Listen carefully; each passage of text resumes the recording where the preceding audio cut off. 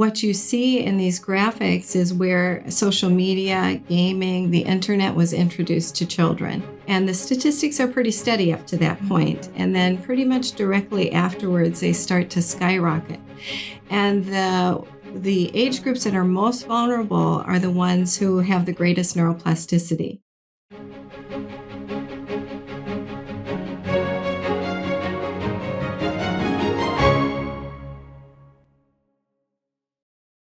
Welcome to Raising Grace, Made for Wholeness. I'm Sister John Dominic, a Dominican sister of Mary, Mother of the Eucharist. And I also have developed Disciple of Christ, Education and Virtue. And then I have the great pleasure for the community really to work and coordinate with everyone involved with Openlight Media. It's a labor of love all around, isn't it? Exactly, yes. And I'm Dr. Karen Villa. I'm a clinical neuropsychologist who's been in private practice for about the last 20 plus years. So the first episode, you would have heard how we began working together, like how did this collaboration happen? So you can kind of go back to find out that information. But it's been it's a great joy for us to work together and to bring this information to you.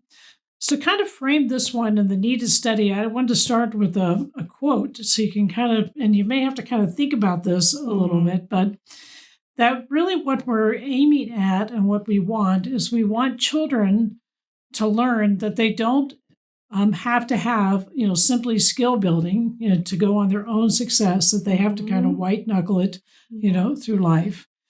But they can rely on the life-giving relationship with Christ and his grace during the rigors and the challengings of growing up. Mm-hmm. There are going to be times when they're having friendship problems or difficulties, and we want them, and Jesus actually, we want this, but most importantly, Jesus wants this. He wants them and the children and all of us really to come to him, to come to me, all you who are in labor. And this is really what our Heavenly Father wants each of us to do. Mm-hmm. And I think sometimes we can kind of get caught up and think, oh, I got to have, develop these skills. And we will talk about skills. We will give you strategies. There are things, because remember, we're talking about this, a body and soul. Mm-hmm. So in this episode, like we said, we gave you an overview of Raising Grace, Made for Wholeness. And we unpacked, yes, right here. So this, thank you for pointing it out. But this book right here is really an introduction to all that we're doing. So this, I don't know, I don't want to say this is the only time that I may give a plug for a book, because we are going to give lots of references for books that we read. But there's one thing I will point out is that in the back, there's a whole page of references.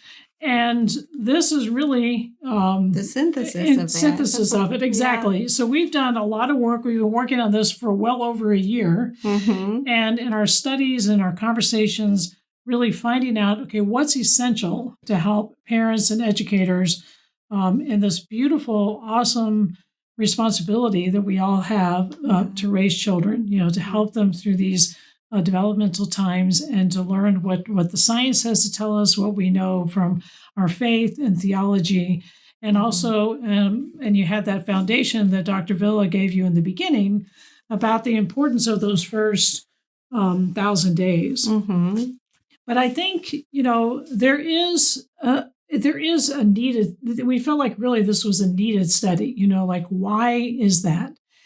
And it is important for us to kind of give you a background and a foundation and probably even some examples of reasons why that is important. And I think probably it was one of the first things you said to me, so maybe I'll let you go first on why this needed study. Yeah. Well, it is a synthesis and a culmination of our discussions between interpersonal neurobiology and virtue. But it's also needed because of what's going on in society today. Children are faced with all kinds of challenges. Growing up is difficult in this day and age. And it's an age of informational complexity and chaos. And so it's a way to bring development, under the umbrella of baptismal grace, sacramental living.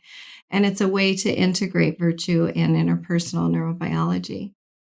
So with the timeline, which we talked about, the beauty of gradualness, we talk about this quote from St. Thomas Aquinas. That's right. So if there's an error in the beginning, it leads to a larger one later. Yeah. And I think he quoted that in relationship to philosophy. Yes, that if you make an error in your thinking in the beginning, it leads to a large one in the end. But now we have found that this is true with neurodevelopment, and that is what the first 1,000 days are all about. The first 1,000 days are 0 to 2 years old, as we talked about in the last episode, and we talk about a couple of other windows of neurological opportunity across development. But what we find, what the research shows, if children experience trauma or stress or don't have responsive caregiving, or malnourished, growing up in poverty during those 2 years especially, that these are the individuals who have long-term problems. And it's long-term problems in their health, their immune system, heart disease, diabetes, but it's also long-term problems in their emotional functioning and in their relationships. That foundation to have trusting relationships is laid in those first 2 years. The first 2 years. The first 2 years. Wow. And it doesn't mean that what follows isn't important. Right. But that's an incredible foundation. I think the statistic is that 70% of an individual's well-being is wired in those first 2 years of life. Wow. And if you think about that, that's a lot. Yes. And then this other 30% is what our developmental timeline goes over, but it's an important 30%. It's important to think about that as well.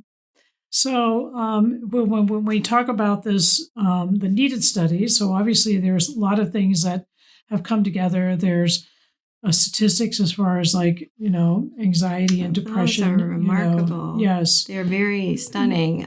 If you look at child mental health statistics over the last 10 to 15 years, there is an exponential increase in anxiety and depression, suicidality, things like cutting and hospitalization. I mean, really serious mental health problems, 400-fold in some cases. And we've provided a couple of graphs that I think paint a picture about how much trouble we're in with kids. And what you see in these graphics is where social media, gaming, the internet was introduced to children around 2010 and 2011.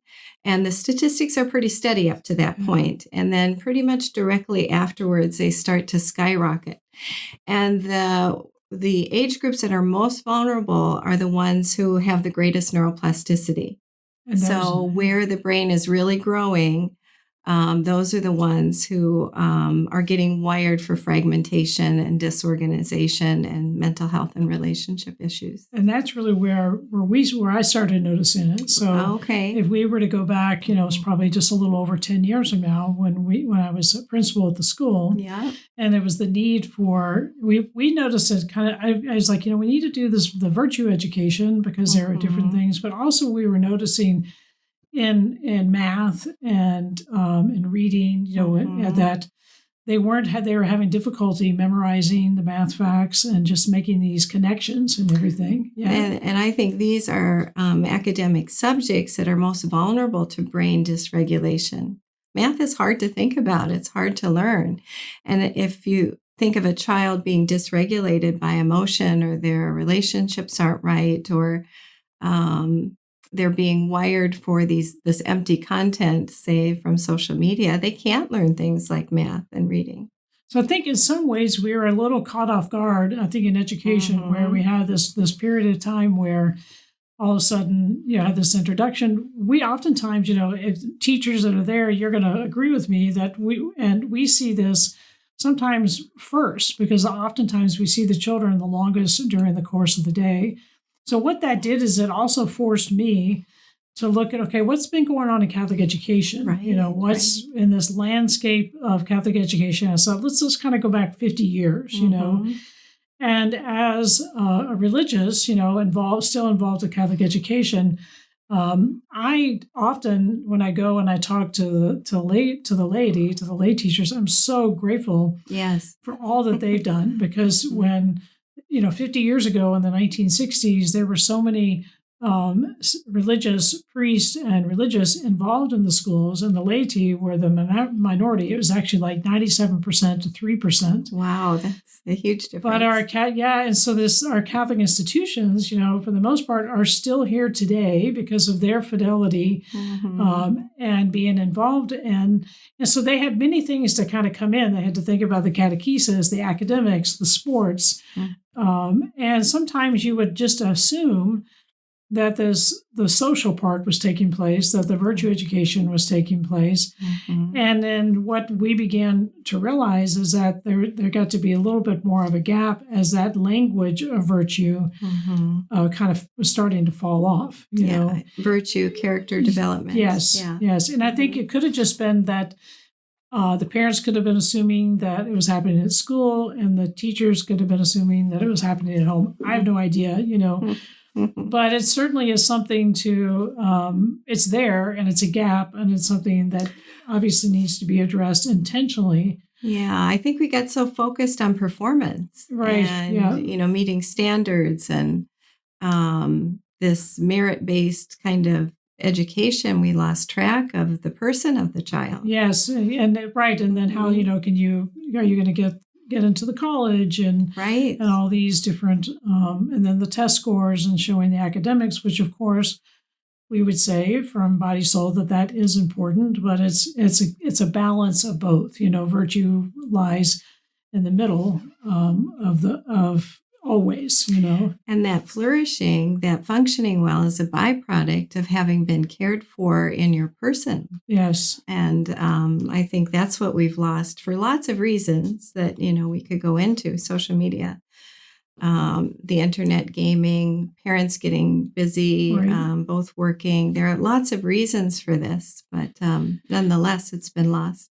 And so taking on the understanding with the neuroplasticity, that we talked about that towards the end of the last episode, about how the idea of the brain always being able to rewire itself, and how it's so important. Again, just this coming back to the needed study, where we're seeing this gap, where we need this intentional instruction in virtue, and also the instruction and understanding about with the social emotional learning. So all of this has come up because schools are responding to this need. And so what we want to kind of make the case for too, again, is understanding the virtue education. But I think there's more to it, understanding the brain as a social organ. So I'd love it if you would kind of unpack that for us some here. Well, besides neuroplasticity and the beauty of gradualness, a couple of other findings that came out of the decade of the brain was that the brain is very sensitive. The growing brain is very sensitive to stress, and that it's growing in the context of attachment.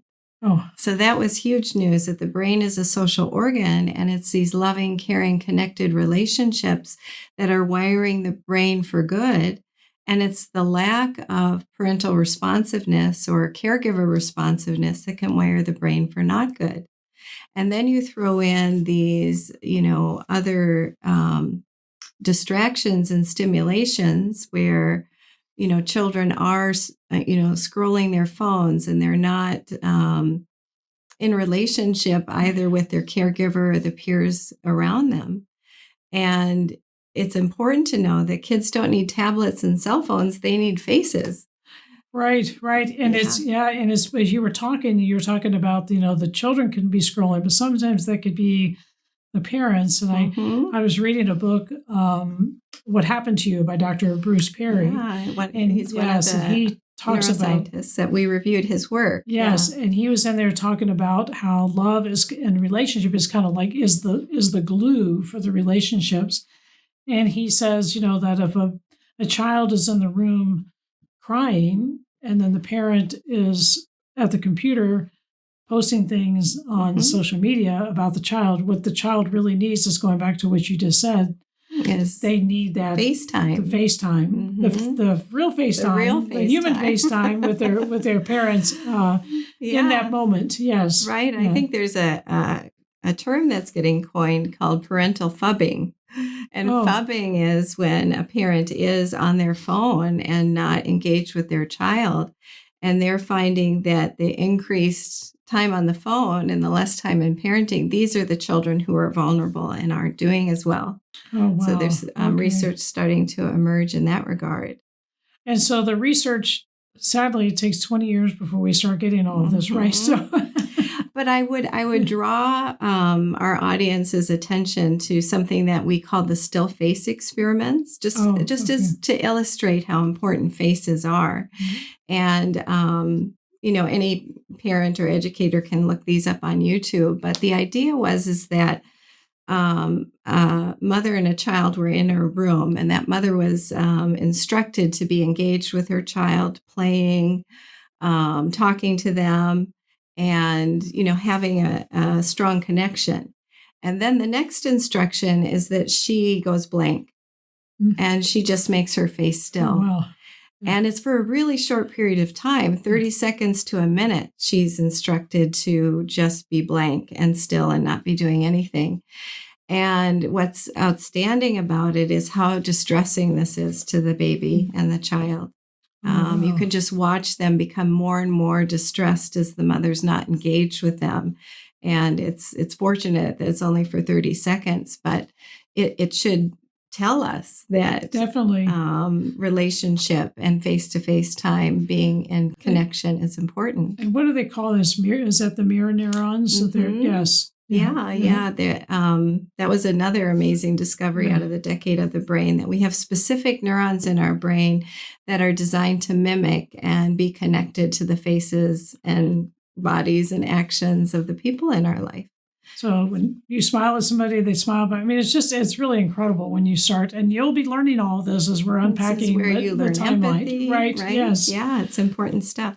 So coming back to, all of this shows, and I'm sure you could probably be thinking of your own reasons, like, yes, this is definitely a needed study, something that we need to really dive into and have this timeline, this understanding, this roadmap, as parents. And I think another thing, as we mentioned, was arising was the social emotional learning. Right, because of all the dysregulation and the epidemic of mental health difficulties, social emotional learning has emerged. And one thing we saw too in Catholic education, or in schools, I'd say generally in education, is after the pandemic, because so many of the children were learning behind screens and all, that this even just brought it even more to the surface, where we have, again, the stress and the anxiety, which we gave those, showed you that graphic earlier on. Mm-hmm. But if you could kind of unpack for us the connection between all of this that we've noticed, this is all together. And those of you out there who are familiar with the teachings of St. Thomas Aquinas on the virtue, he figured this out centuries ago, and the early philosophers figured out in their study of understanding the human person, the importance of virtue. Exactly. Neuroscience is confirming it. Yes, exactly. So maybe some of our listeners have heard of CASEL, the Collaborative for Academic, Social, and Emotional Learning.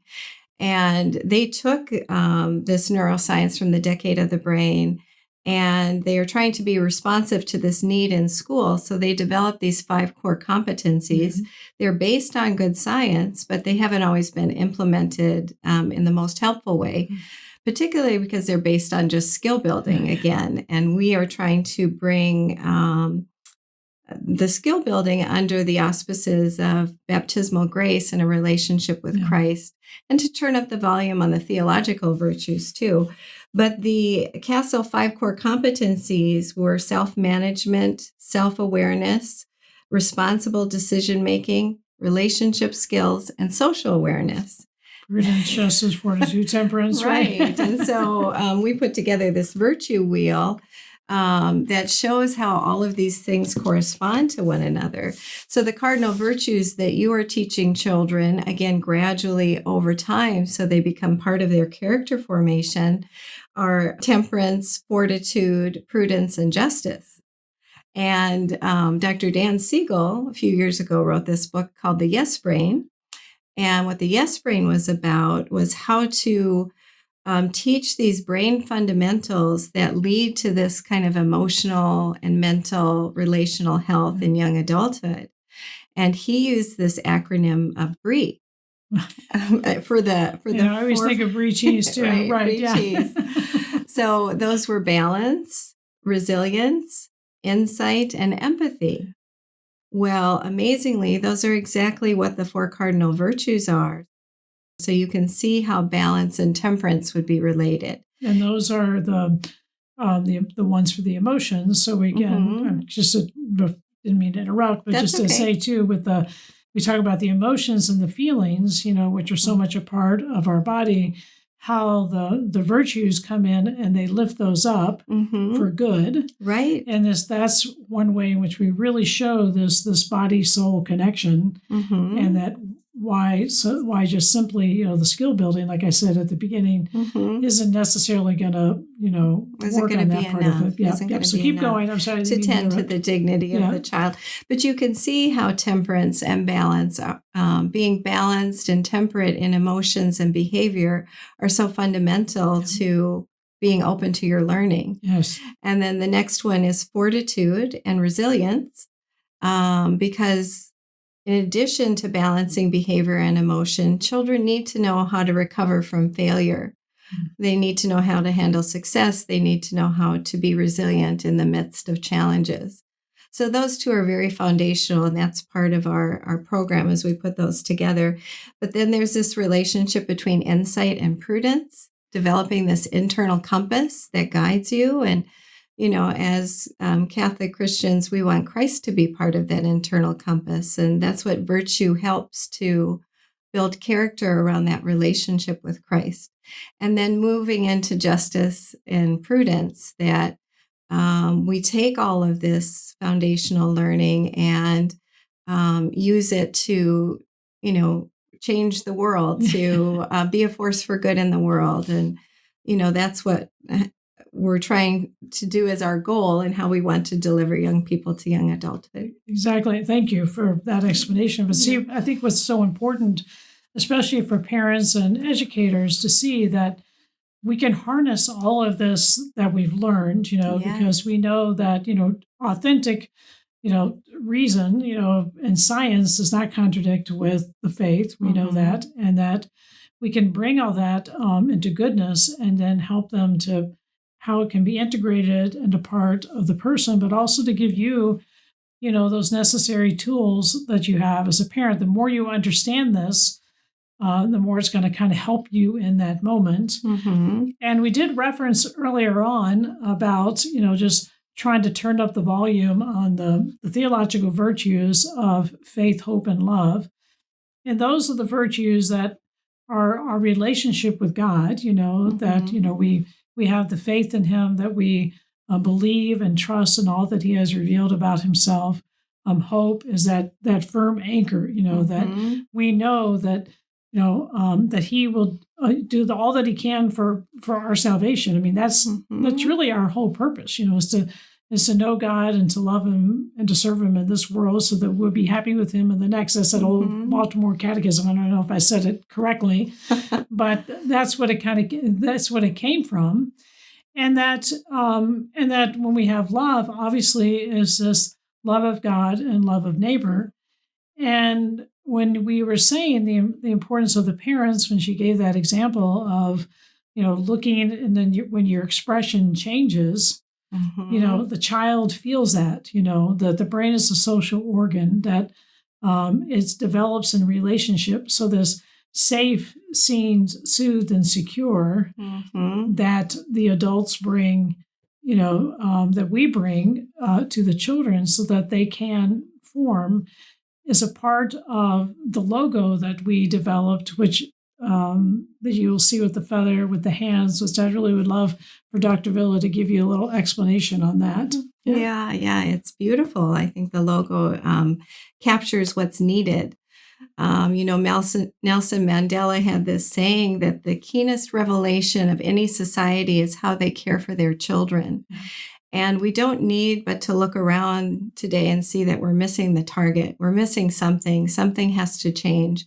And I do think it goes back to what we call the holding environment, So this idea of the holding environment came from one of our scientists, decades ago, Dr. Daniel Winnicott. He talked about that all of child rearing really is a holding environment that begins with a mother holding her child, where that child feels supported and she's gazing into that child's eyes.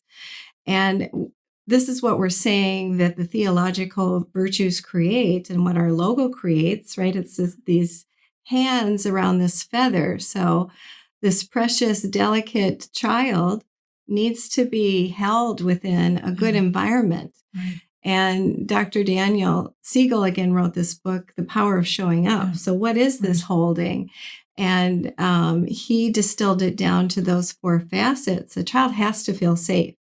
All brain development has to occur in the context of a feeling of safety. They need to feel seen. That's the faces right. part. They need to feel soothed. That's the stress part. And they need to feel secure that no matter what happens, their relationship with the adults in their lives is secure and safe and trusting. So the more you as the parents and the adults that are in those relationships and even the children, the more that we experience and kind of embody this understanding of the theological virtues, you know, because that's what gives us this grounded part, you know, that holding environment. Exactly, that provides that. And sometimes we know it's interesting because everyone always thinks, you know, like, oh, faith, hope, and love, you know, Hobby Lobby and Michael's have figured that out. You walk in, it's everywhere on the wall, right? We've kind of gotten immune for somehow, right? Exactly. Yes. So but how do we take that from the wall and put that in our heart, and right? in our world, and how do we have this worldview, this towards the children that encounter us, to the people that we encounter every day, and to bring that love that they need so that they can feel that safe, seen, soothed, and secure. And they're not, fragmenting then without that surround. That's exactly. what's happening. So obviously you can see that I think we've made the case that this is definitely a needed study. Yeah. The timeline that we referenced in the first episode, we will go in this next episode, we'll kind of give you a bird's eye view of everything that's on that, to give you a short little, understanding of like, well, why is the stage important, so that you will be like, oh yeah, I get it. I understand it. And thank you, for this roadmap. But actually for us, it's been a true labor of love. And we look forward to seeing you the next time as we continue our conversation together.